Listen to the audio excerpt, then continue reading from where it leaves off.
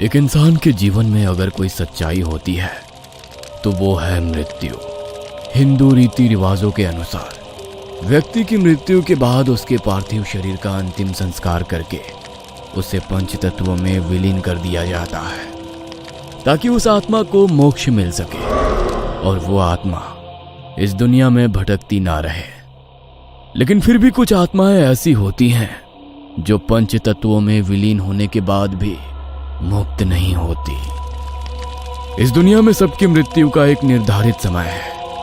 मृत्यु के बाद वही मोक्ष को प्राप्त कर सकता है जिसकी मृत्यु ईश्वर द्वारा निर्धारित की गई समयावधि में हो।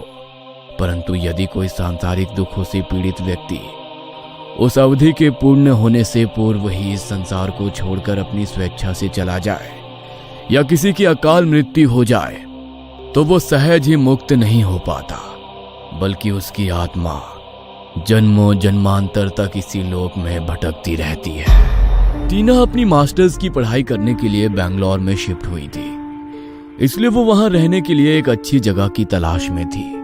यार 3 दिन से ढूंढ रही हूँ लेकिन रहने के लिए कोई ढंग की जगह नहीं मिल रही।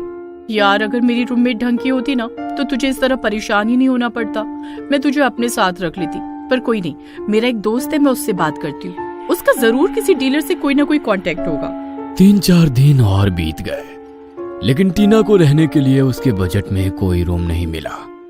तभी वृंदा के पास उसके फ्रेंड साहिल का कॉल आया। हेलो, कोई जगह मिली क्या तुझे? हाँ मिली तो है, लेकिन यार वो मोक्ष द्वार के पास है। एक बार अपनी दोस्त से पूछ ले, अगर वो रहने में कंफर्टेबल है तो मैं आगे बात करता हूँ। अच्छा ठीक है। वृंदा ने टीना को बताया कि साहिल को उसके लिए एक घर तो मिला है, लेकिन परेशानी ये है कि वो मोक्ष द्वार के पास है। मोक्ष द्वार? ये क्या है? अरे मोक्ष द्वार मतलब शमशान घाट जहाँ पर शवों का अंतिम संस्कार किया जाता है। क्या यार, ये कैसी जगह घर दिलवा रही है तू मुझे? तुझे तो पता है मुझे पहले इन सब चीजों से कितना डर लगता है। डर तो मुझे भी लगता है यार, लेकिन क्या करे, इस बजट में कहीं और घर मिलना बहुत मुश्किल है। लेकिन डिसीजन तेरा है, अगर तुझे ठीक लगे तो ही हाँ बोलना। ठीक का तो पता नहीं, लेकिन कोई ऑप्शन नहीं है। अब तो मैं तेरे साथ भी नहीं रह सकती, वरना तेरी वो रूममेट तुझे भी वहां नहीं रहने देगी। जो भी है डन कर दे। टीना के पास इसके सिवा और कोई चारा नहीं था, क्योंकि इतने दिनों तक अपने बजट में घर ढूंढने के बाद भी उसे घर नहीं मिल रहा था। इसलिए उसने सोच विचार कर इस डील को फाइनल कर दिया और अपना सामान लेकर उस घर में शिफ्ट हो गई। शिफ्टिंग में उसकी मदद करवाने के लिए वृंदा और साहिल भी उसके साथ गए थे। यहाँ मेरे साथ और कौन रहने वाला है? अब कोई नहीं, तुम अकेली ही हो। क्या? और नीचे वाले फ्लोर पर? अब नीचे भी कोई नहीं है, ये पूरा घर तुम्हारा है।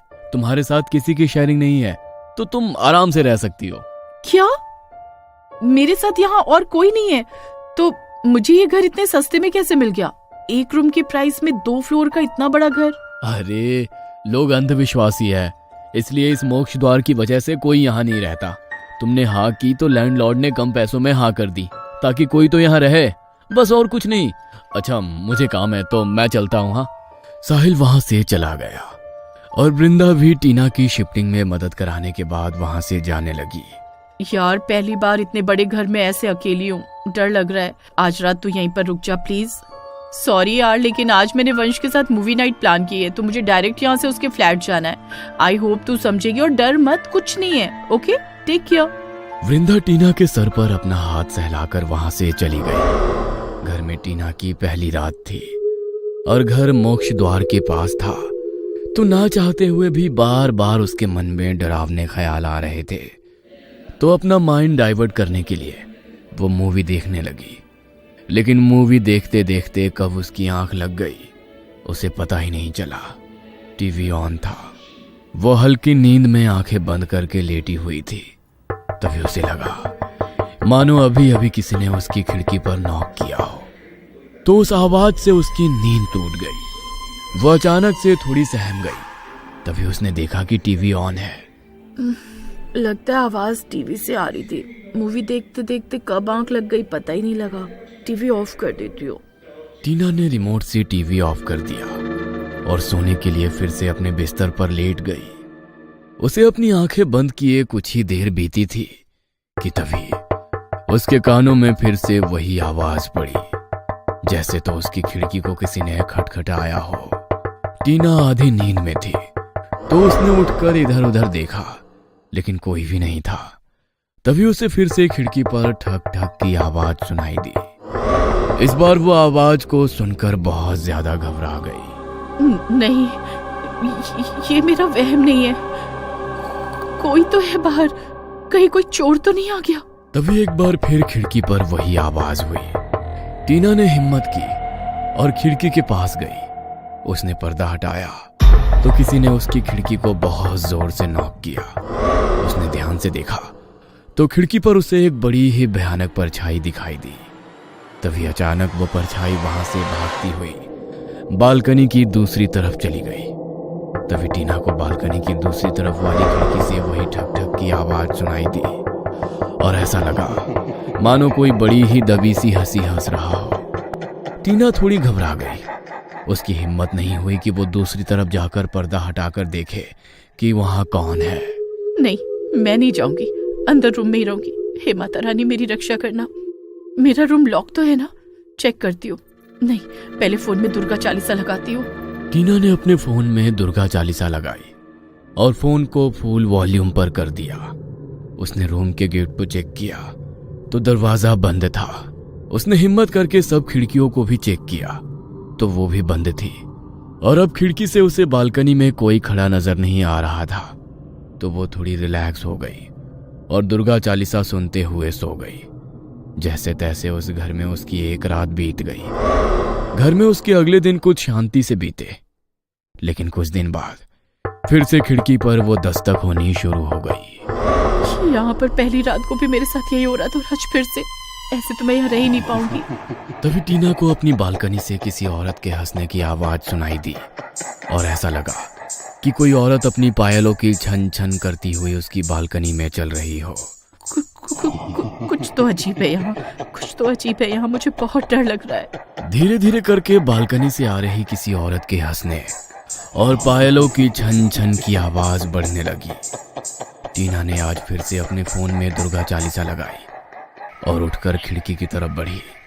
उसने देखा तो बाहर कोई नहीं था, इसलिए उसके अंदर थोड़ी हिम्मत आ गई और उसने खिड़की खोलकर बाहर की तरफ झांका तो वहां उसे कोई नहीं दिखा। वो निश्चिंत होकर खिड़की बंद कर ही रही थी कि तभी उसका फोन स्विच ऑफ हो गया और फोन में चल रही दुर्गा चालीसा भी बंद हो गई।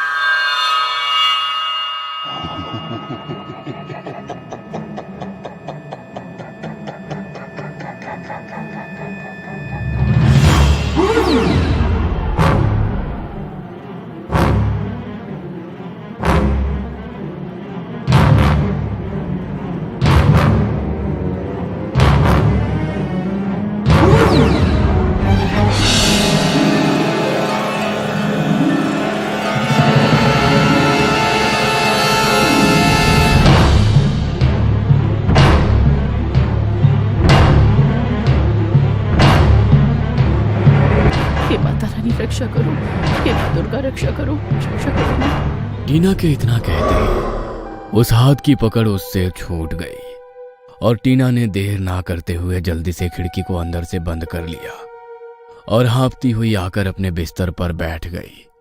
वो अपने होश में नहीं थी। डर के मारे उसका पूरा शरीर बुरी तरह पसीने से भीग चुका था। वो ये समझ ही नहीं पा रही थी कि अभी अभी उसके साथ ये क्या हुआ। अब मैं और एक दिन भी यहाँ नहीं रहूंगी, चाहे मास्टर छोड़कर वापस घर जाना पड़े, लेकिन यहाँ नहीं रहूंगी।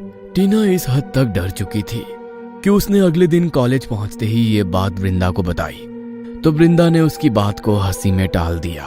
तुझे हंसी आ रही है? जानती भी है कल रात क्या हालत हुई थी मेरी। मरते मरते बचाया माता रानी ने मुझे। अरे यार, वहाँ पर और भी लोग रहते हैं, लेकिन उनके साथ तो कभी कुछ ऐसा नहीं हुआ। लगता है कुछ ज्यादा ही सोच रही है तू। इस डिग्री पर तेरा फ्यूचर डिपेंड करता है, इसलिए बेवकूफी मत कर। अरे जब मैं ही नहीं रहूंगी तो फ्यूचर कहाँ से रहेगा? मुझे नहीं रहना वहाँ, मुझे अपनी जान प्यारी है। अरे बाबा, ये भी तो हो सकता है कि कल रात तूने कोई बुरा सपना देखा हो। वो कोई सपना नहीं था यार, तुझे क्या लगता है? मुझे क्या सपने और हकीकत के बीच का फर्क नहीं पता? ओहो, अरे मेरे कहने का वो मतलब नहीं था, लेकिन लगता है डर तेरे दिमाग में बैठ गया। एक काम करते हैं, पंडित जी से बात करके घर में हवन करा लेते हैं, तो तेरे मन में जो भी डर है वो भी खत्म हो जाएगा। और कुछ ऐसा वैसा हुआ तो उसका भी हमारे पंडित जी इलाज कर देंगे। और अब फर्स्ट सेमेस्टर के एग्जाम शुरू होने वाले, तो उस पर ध्यान दे। मैं आज ही पंडित जी से बात करती हूँ। ठीक है, लेकिन जब तक घर में हवन नहीं हो जाता मैं वहां पर नहीं रुकूंगी। अच्छा ठीक है, आज रात तुम मेरे साथ रुक जाना। वैसे भी मेरी रूममेट 2-3 दिन के लिए अपने घर गई है। आज रात टीना वृंदा के पास रुक गई। वृंदा ने पंडित जी से बात की तो अगले दिन पंडित जी उसके घर में हवन के लिए आए। वृंदा भी हवन के लिए टीना के साथ ही थी। पंडित जी ने पूरे विधि विधान से अच्छी तरह से घर में हवन किया और पूरे घर में गंगा जल का छिड़काव किया। हवन का धुआं घर के कोने कोने में फैल गया और पंडित जी ने पूरे घर का शुद्धिकरण कर दिया। डरने की कोई बात नहीं है बेटा, पास में मोक्ष द्वार है, तो कभी कभार आत्माएं भटकती हुई तुम्हें दिख सकती हैं, लेकिन उनके डर को अपने ऊपर हावी मत होने दो। वो बस 2 लोगों के बीच फंस कर रह गई है। वो खुद परेशान है, इसलिए दूसरों को भी परेशान करती है। लेकिन तुम चिंता मत करो, मैंने पूरे घर को शुद्ध कर दिया है, तो अब ऐसा कुछ नहीं होगा। बस एक बात याद रखना कि रात के समय घर से बाहर मत निकलना, मतलब कि अपनी बालकनी में या छत पर मत जाना। ठीक है पंडित जी, मैं ध्यान रखूंगी। और हाँ बेटा, मैंने बाहर गैलरी में रेलिंग पर एक रक्षा सूत्र बांधा है, तो उसका ध्यान रखना, वो खुलने ना पाए। जी पंडित जी। टीना ने पंडित जी को उनकी दक्षिणा दी और पंडित जी टीना के सर पर हाथ रखकर वहां से चले गए। घर में जब से टीना ने हवन कराया था तब से उसके साथ ऐसा कोई हादसा नहीं हुआ था। अब उसे ना तो खिड़की पर ठक ठक की आवाज सुनाई देती थी और ना ही उसे वहां पर किसी की आवाज या परछाई महसूस होती थी। उसे लगा कि अब सब कुछ ठीक हो गया है, लेकिन शायद कहीं ना कहीं वो ये भूल रही थी कि मोक्ष द्वार अभी भी वहीं पर है और अभी भी रात को वहां इसी तरह आत्माएं भटकती हैं। कुछ दिन बाद यार न्यू ईयर आने वाला है और तुम लोगों ने कोई पार्टी भी प्लान नहीं की। यार मेरी रूममेट तो तुझे पता ही है कैसी है, वो तो फ्लैट पर पार्टी करने नहीं देगी। और मेरा लैंडलॉर्ड भी ऐसा है कि उसे जरा भी शोर शराबा पसंद नहीं है, तो मेरे फ्लैट पर पार्टी करने का आइडिया तो भूल ही जाओ। हाँ, और जहां मैं रहता हूं वहां तो ऑलरेडी लड़कों ने अपनी पार्टी प्लान की हुई है और मैं तुम लड़कियों को वहां पर लेकर बिल्कुल भी नहीं जाऊंगा। और तुम दोनों? मेरे पास भी जगह नहीं है। सेम हियर यार, लेकिन तुम तो अकेली रहती हो ना टीना, तुम्हारे घर में तो हम लोग आराम से पार्टी कर सकते हैं, कोई डिस्टर्ब भी नहीं करेगा। हाँ, लेकिन मैंने इसलिए नहीं कहा कि कहीं तुम लोग बोलो कि तुम्हारा घर मोक्ष द्वार के पास है तो हम लोग नहीं आएंगे, वरना मुझे कोई प्रॉब्लम नहीं है, आ जाओ तुम लोग। तो फिर डन करते हैं, टीना के घर पर न्यू ईयर की पार्टी करते हैं। हाँ, सब लोगों ने टीना के घर पर न्यू ईयर की पार्टी करने का प्लान किया। 2 दिन बाद 21 दिसंबर था। टीना जिस घर में रहती थी उस घर का पेंट अब उतरने लगा था, तो लैंडलॉर्ड कुछ लोगों के साथ घर पर आया। टीना, 2 दिन बाद न्यू ईयर है तो मैंने सोचा घर को बाहर से थोड़ा पेंट करवा देता हूँ। अभी तुम कॉलेज जाओगी तो ये लोग पेंट कर देंगे, तो कोई प्रॉब्लम भी नहीं होगी। ओके। टीना कॉलेज चली गई और उन लोगों ने बाहर बांबू बांधकर पेंट करना शुरू कर दिया। लेकिन जब वो लोग घर की रेलिंग पर पेंट कर रहे थे तो बांबू की कील उस रक्षा सूत्र में अटक गई और जब उन लोगों ने बांबू को हटाया तो वो रक्षा सूत्र खोलकर नीचे गिर गया, जिस बात का अंदेशा टीना को बिल्कुल भी नहीं था। 2 दिन बाद साल का आखिरी दिन था, 31 दिसंबर की रात। लगभग 10 बज रहे थे। टीना घर पर अपने फ्रेंड्स के आने का इंतजार कर रही थी और किचन में उनके लिए कुछ स्नैक्स रेडी कर रही थी। तभी घर की डोरबेल बजी। लगता है सब लोग आ गए।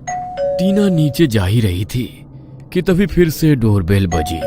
अरे आ रही हूँ। टीना ने जल्दी से गेट खोला तो सामने कोई नहीं था, तो वो थोड़ी डर गई। उसने तुरंत ही दरवाजा बंद कर लिया। उसकी सांसें तेज हो गई। उसकी आंखों के सामने अचानक वही रात आ गई। वो सहमी सी वहीं खड़ी थी कि तभी फिर से डोरबेल बजी।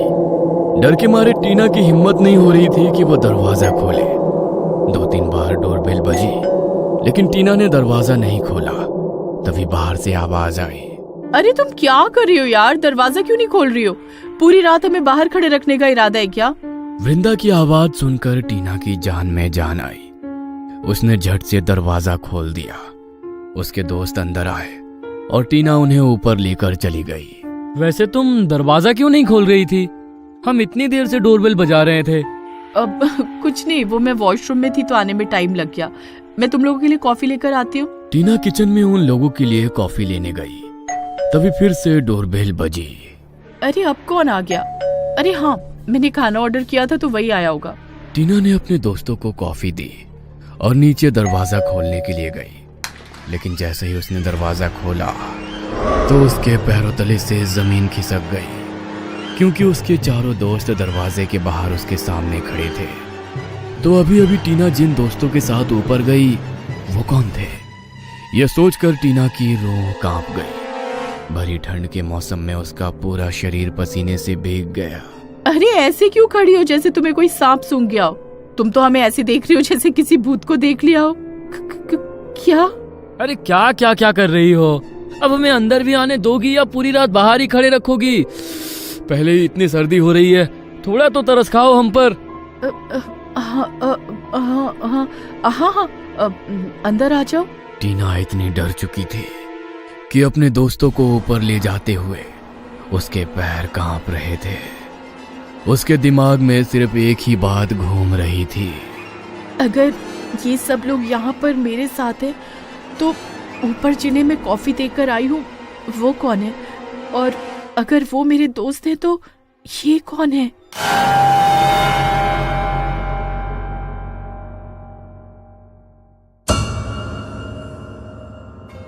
ये कहानी आपको अच्छी लगी हो तो हमें सब्सक्राइब करें, हमारा इंस्टाग्राम और फेसबुक पेज जरूर फॉलो करें। और हाँ दोस्तों, सब्सक्राइब करना भूलना मत।